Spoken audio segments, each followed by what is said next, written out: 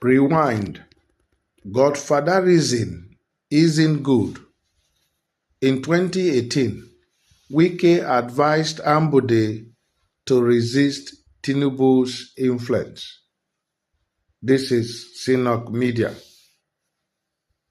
If you are viewing our channel for the first time, please subscribe.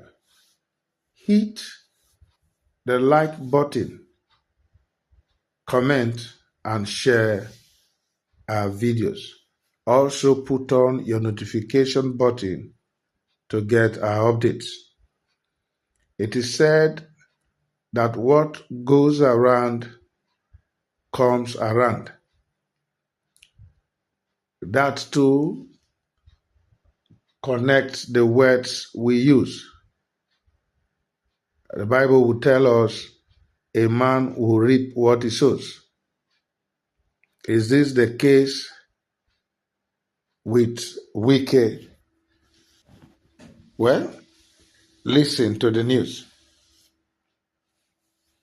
Nyesom Wike, Minister of the Federal Capital Territory, once advised Akinwumi Ambode, former Lagos governor, to reject Godfatherism in his state.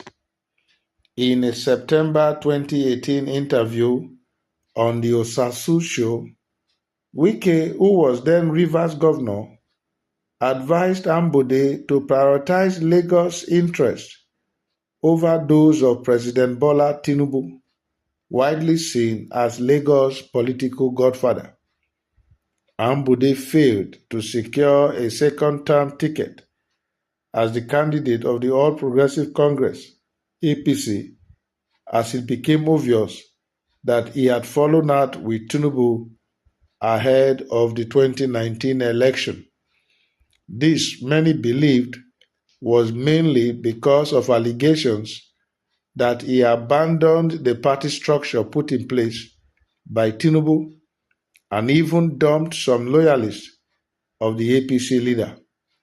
Ambode lost his second-term bid as Babajide Sanwo-Olu, Tinubu's anointed candidate, won the party's ticket and the governorship election. If it is correct that the Godfather is against Ambode, I will tell him, Ambode, to resist it. I will tell him to promote the interest of his state, Wike said. Godfatherism is not good. It negates development. No more Godfather politics in Rivers State. We are not in Lagos State. Rivers State will not accept Godfatherism. My concern is to do well for Rivers State. Years later, a political clash between Wike and his successor, Siminalayi Fubara, over the control of Rivers State triggered a breakdown of law and order. The rift between Wike and Fubara traces back to October 2023, when tensions flared over control of the state's political machinery. Wike, as the outgoing governor of Rivers, had handpicked Fubara as his successor in the 2023 general election. However, cracks emerged soon after Fubara's inauguration, with the governor resisting Wike's influence. The situation escalated on October 29, 2023, when an attempt to impeach Fubara led to the demolition of the Rivers State House of Assembly complex, an act Wike's allies blamed on Fubara's camp. In December 2023, a peace pact brokered by Tinubu unraveled as both sides accused each other of breaches. Wike claimed Fubara abandoned those who supported his rise, while Fubara accused Wike of meddling, citing incidents like the minister's alleged interference in local chieftaincy matters.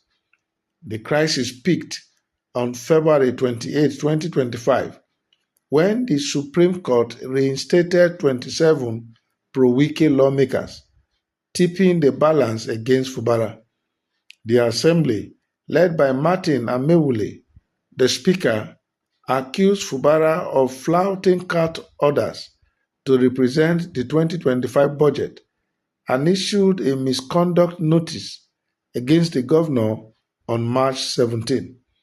Fubara's efforts to meet legislative demands hit a wall, with allegations of being prevented from entering the House of Assembly.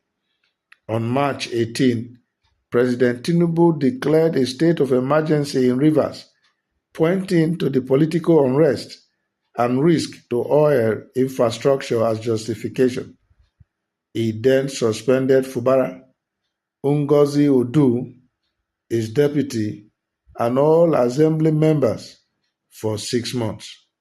Tinubu appointed Ibok Ete Ibas, retired Vice Admiral, as the sole administrator of Rivers State during the emergency period.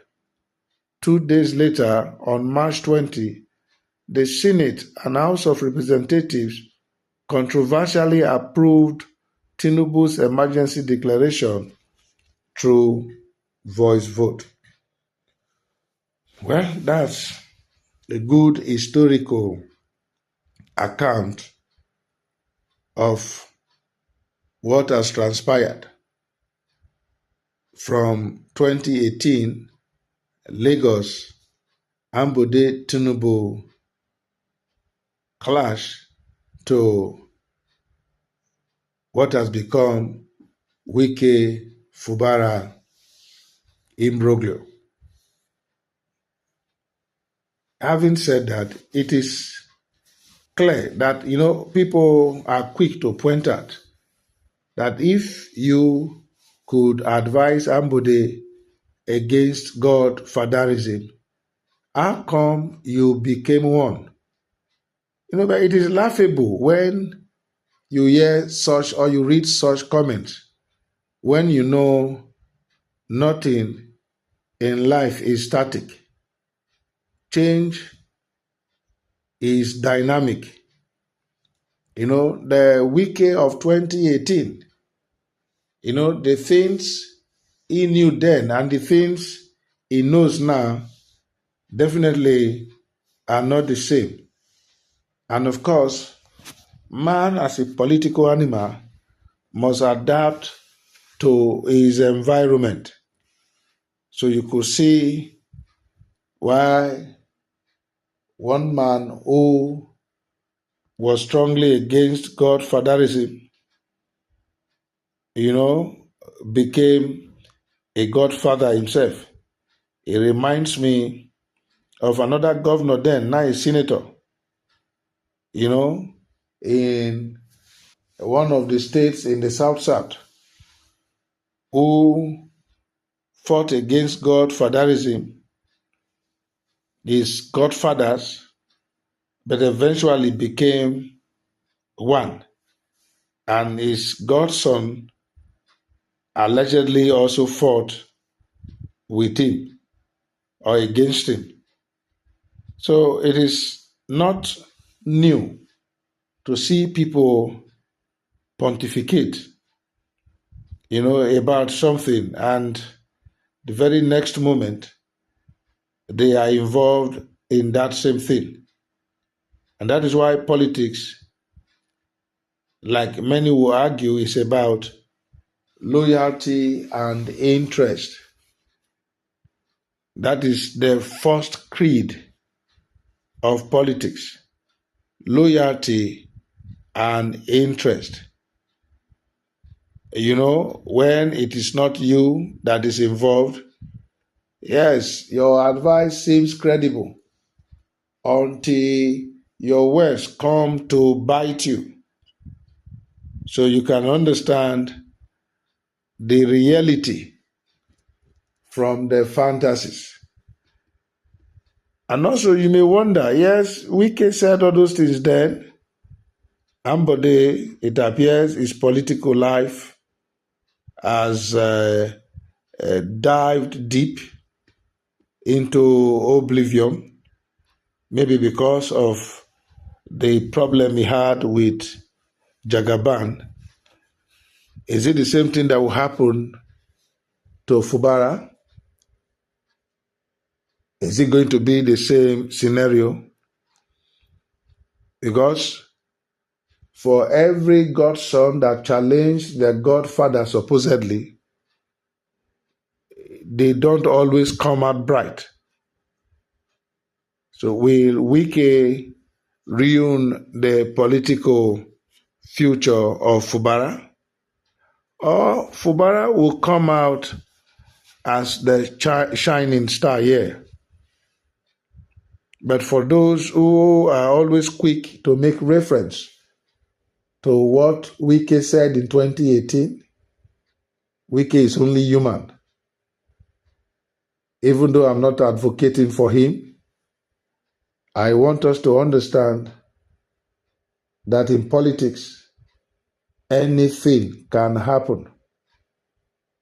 Anything can